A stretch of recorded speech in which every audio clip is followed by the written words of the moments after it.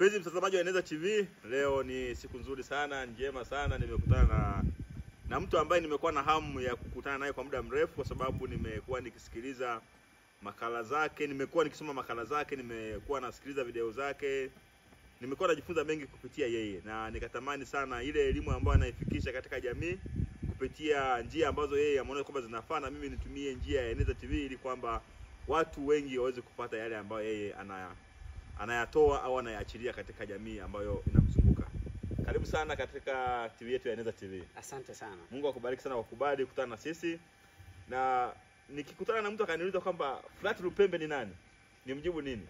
Sasa ni rahisi sana kama unataka kama mtu ameuliza hilo swali. Ndio. Frat Lupembe ni mtengeneza maudhui, lakini vile vile huwa anaandika, ni mwandishi wa makala mbalimbali, lakini na vile vile ni mzungumzaji kwenye masuala ya ukuaji binafsi au masuala ya maendeleo binafsi. Kwa hiyo unaweza kumueleza mtu kwa ufupi namna hiyo. Okay. Ndio. Kwa taaluma wewe ni nani?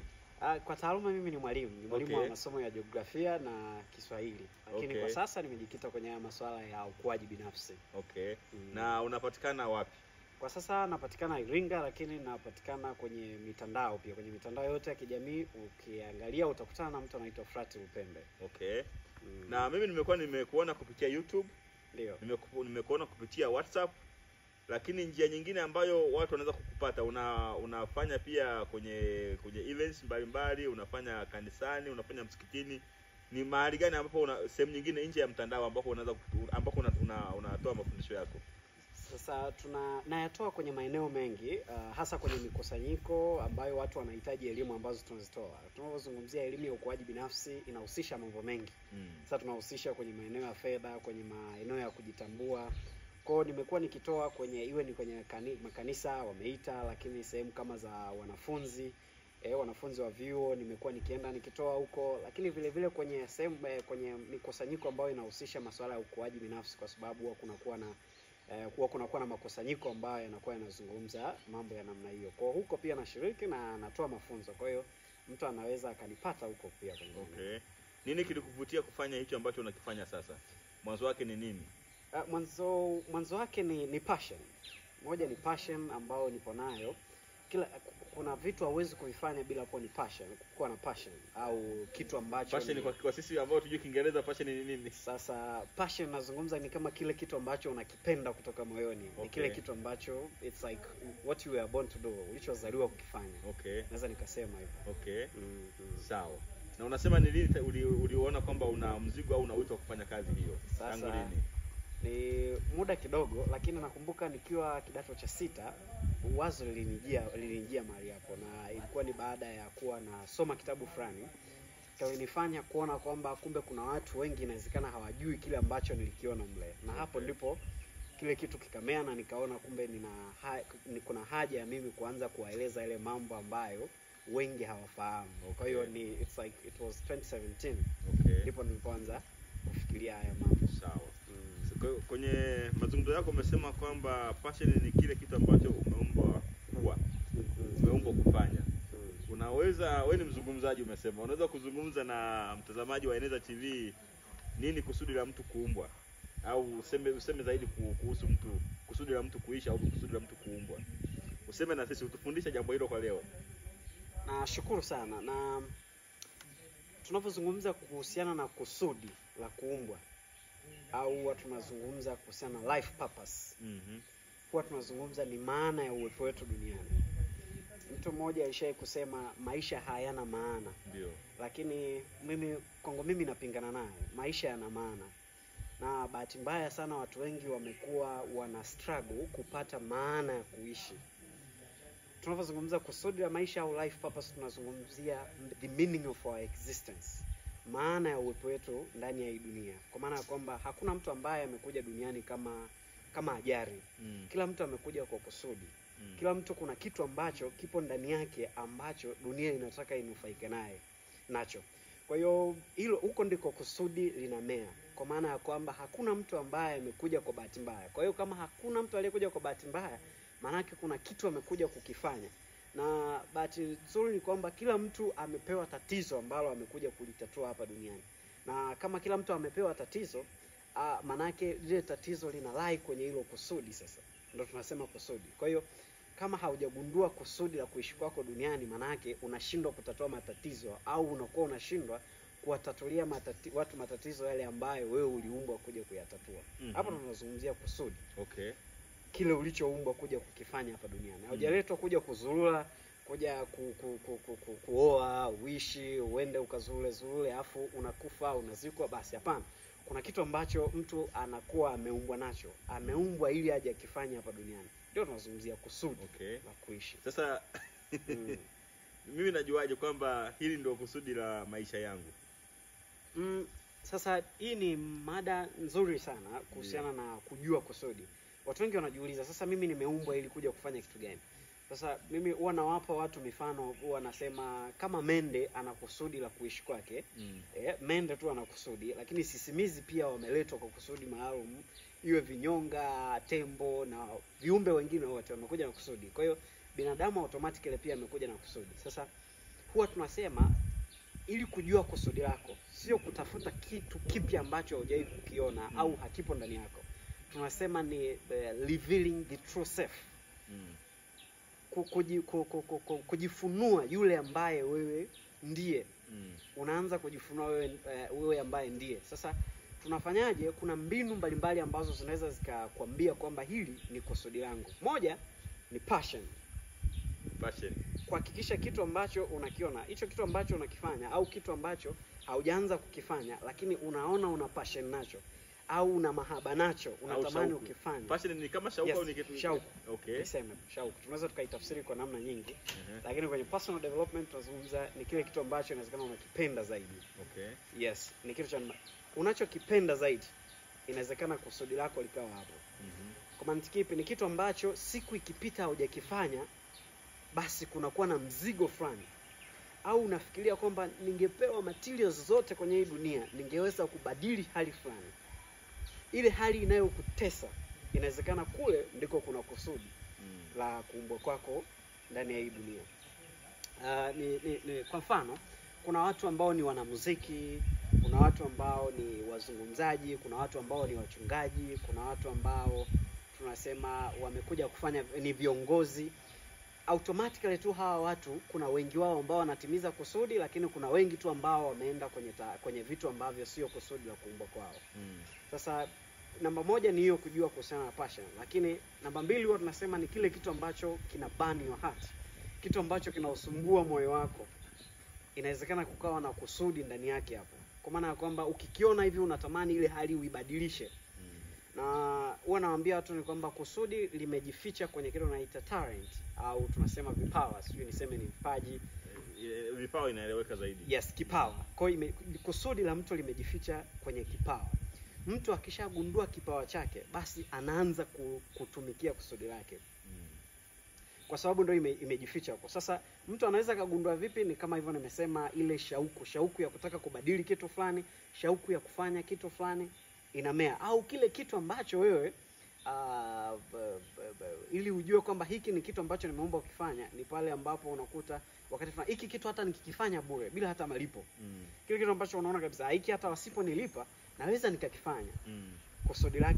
Kusudi lako linaweza likawa kwenye eneo hilo pia. Ndio maana unaweza kukuta kwamba mtu anakuwa mchungaji wakati fulani, sio kwa sababu anatafuta pesa, ila kwa sababu kile kitu inawezekana amezaliwa kukifanya. Ana passion nacho, na asipofanya basi kuna hukumu anakuwa anaisikia. Sasa mtu anayetazama, kama mtazamaji wa Eneza TV, unaweza ukajiuliza ndani yako kwamba ni kitu gani ambacho hata usipolipo wewe upo radhi kwenda kukifanya. Ni kitu gani ambacho usipofanya unakuwa hauna amani. Unakuwa hauna amani, ila ukifanya tu unakuwa na amani. Ni kitu cha namna gani? Kusudi lako inawezekana lipo kwenye hilo eneo. Kwa hiyo ni kusudi linakuwa limejikita kwenye hilo eneo kwa mtu. Okay.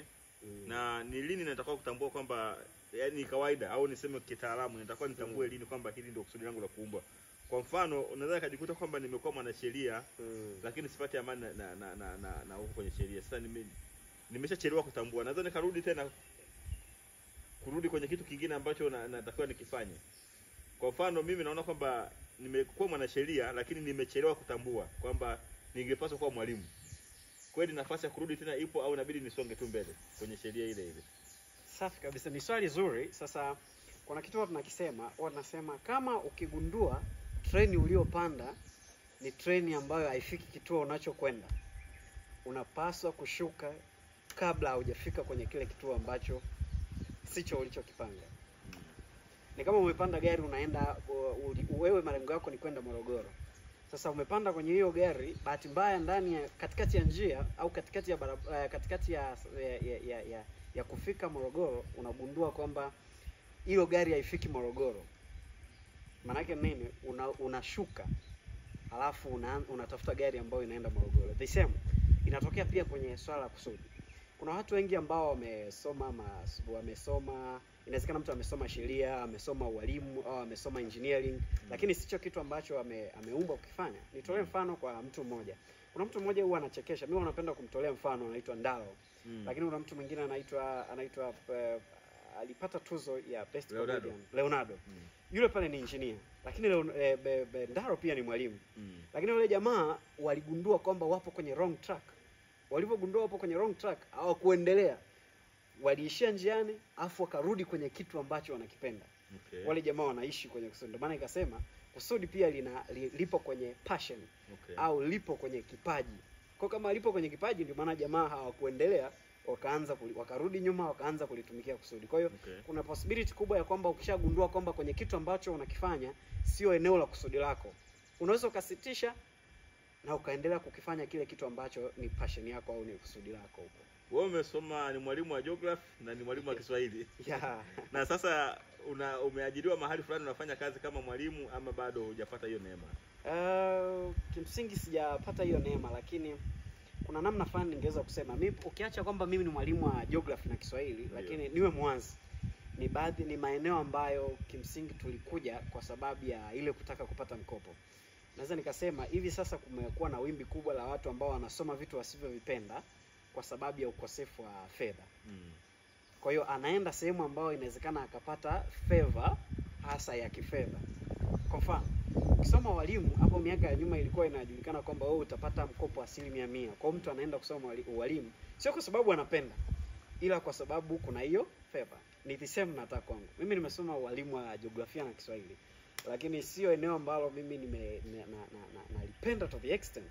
Ila kwenye ile eneo ambalo nimestick sasa na ndio namfundisha mtazamaji wa Eneza TV, ndio eneo ambalo nalipenda zaidi. Ni sehemu ya passion yangu kwa kiasi kikubwa. Ndio. Na sijabahatika kupata kwa sasa kufundisha kwenye hayo mashule, lakini hiki ninachokifanya sasa hivi ndio kinanipa furaha.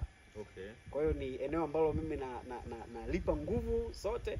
Na kuna kitu kimoja nilisahau, ni kwamba ili ugundue kwamba ni kusudi, hilo eneo unaweza kulifanyia, au hicho kitu unaweza kukifanya hata kwa muda wako wa ziada. Okay. Ndicho ninachokifanya mimi pia. Ndio. Naweza nikafanya hata extra miles kwa sababu nafanya wakati fulani bila hata malipo. Kila siku nasambaza jumbe zaidi kwenye group zaidi ya 50. Ndio. Kwenye social networks zote na post.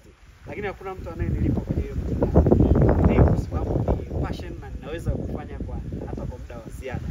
Lakini kingine ni kwamba hicho kitu unaweza tunasema, ili ugundue kwamba ni kusudi lako, unagundua kwamba unaweza ukafanya ukafanya hata mtu akikuuliza kwamba hilo eneo unalipo majibu yake itakuwa ni kwamba utamweleza mtu kwamba hili nafanya ili jamii ikombolewe. Maana yake hakuna statistics nzuri ambazo utasema mimi nafanya ili pengine nilipwe pesa nyingi, kwa sababu sisi tunaamini kwenye kutengeneza value. Ukishagundua kusudi lako, pesa inaanza kufuata kusudi. Inawezekana isije kirahisi, lakini baadaye ikaja kwa sababu inakuja kufuata hilo kusudi. Ndio maana mimi wanakutana na maswali mengi sana. Mtu anasema, "Oh, you are doing this, unafanya hiki kitu, lakini unapata pesa." Hajui kwamba hii safari inahusisha kuwa resilient, kuwa na uvumilivu. Nini kwako kinatangulia? Uchumi mzuri ama furaha yako? Kwa sababu unasema unafanya kusudi la mtu akiwa na kusudi ndani. Kama mimi ni mwimbaji, nitaweza kuimba hata bila kulipwa. Yaani niko tayari, lakini sasa ili niimbe lazima niwe nimekula. Ili niende kuimba lazima niwe nimevaa. Ili niende kuimba lazima nipande gari kwa maana ya kutumia nauli. Sasa kwako nini kitangulie? Kitangulie nifanye kile kitu ambacho nimezaliwa nacho, au utangulie uchumi kwanza? Maana si kwamba lazima ile kusudi lako liambatane na hali ya uchumi pia. Kwa mfano unaweza kuwa nafanya kitu lakini hakileti matokeo ya kiuchumi kwenye maisha yako. Niendelee kufanya hata kama napenda, au niache kwanza kile ambacho nakipenda nikafanye kitu kingine ambacho kinanipa uchumi kwanza. Kwa mfano wewe walimu, unaweza kuajiriwa na unapata mshahara. Na unasema kwamba hiki ambacho unakifanya upate mshahara. Sasa kipaumbele changu ningekuwa ni mimi sasa ungenishauri kipaumbele changu ni nini? Pesa kwanza au furaha kwanza? Sasa kuna maeneo mawili. Mimi huwa nasema, na ni swali zuri ambalo limeshawahi kupata eneo jingine pia. Ndio. Vyote vinaenda sawa. Vinaenda sawa. Na wakati fulani sasa hizi tupo kwenye pesa kwanza, alafu kinachokupa furaha kwanza. Kinachokupa furaha. Lakini haikatazi kwamba ukishakugundua kwamba ni kusudi langu au ni kwa sababu kinanipa furaha lakini hakuna fedha niendelee ukifanya, alafu ni sisi haya mengine. Hapana. Unaweza ukatumia kile kitu hata kama ukipende. Unaweza ukatumia kile kwenye eneo lile ambalo unafanya lakini hupendezwi nalo, unaweza ukatumia kugrow kile ambacho unakipenda. Kwa mfano naweza nikawa mwalimu, lakini at the same time kule kwenye kuwa walimu naanza kukuza kile ambacho nakipenda, ambalo ndilo kusudi langu. Baadaye inawezekana nikaja nikakanseli huku na nikaendelea na hiki kingine. Lakini hii safari inahusisha uvumilivu. Kama umeingia, kama unataka kulitumikia kusudi, inahusisha uvumilivu. Sio kitu cha kusema utafanya miaka 2 afu tayari wewe basi unakuwa ni energetic, unakuwa umejitosheleza kwenye kila kitu. Hapana. Ndio maana mtu anayeingia huku asifikiri kwamba ni sehemu ya kuanza kuishi kwa urahisi. Hapana. Kuishi kwenye kusudi sio kwamba unakuja kuishi kwenye urahisi.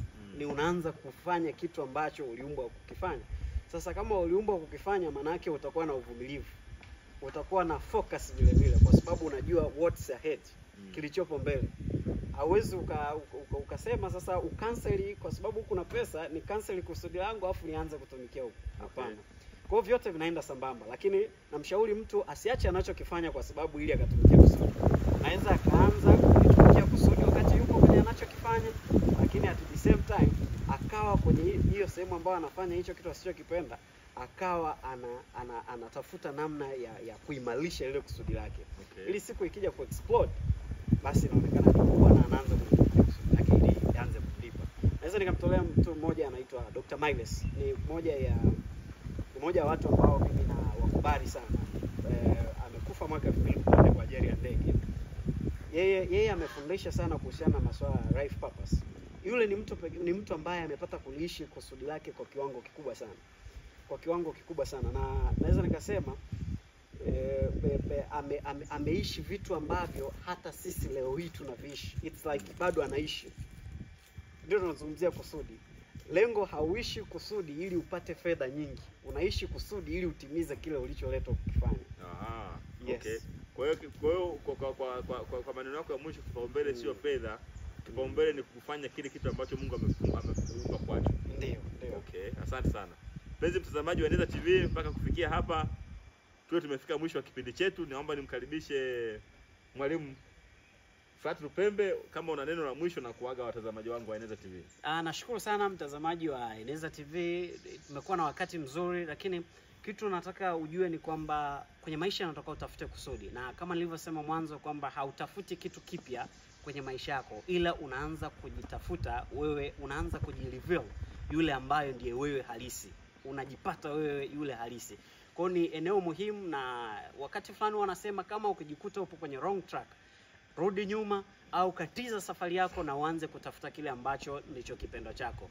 Kwa hiyo usiache. Lakini kama una talent, tafuta mtu ambaye anaweza akakufanyia mentorship au anaweza akakufanya ukue kwenye hilo eneo, kuwa mtu wa kujifunza kwenye hilo eneo. Baadaye inawezekana hicho ndicho ambacho kikaanza kukulipa. Usitangulize kwanza fedha, kwa sababu kwenye kusudi hatutafuti fedha, ila tunatafuta kutimiza kile ambacho ni sababu ya uwepo wetu. Siku ya kwanza Mwenyezi Mungu kukuumba, basi aliweka na kusudi ndani yake. Sasa kama aliweka kusudi, maana yake tunapaswa kuanza kuliishi lile kusudi sasa, ili tupate kuwa na maisha ya furaha. Na kisha gundua kusudi lako, ndipo furaha ambapo inaanza kumea.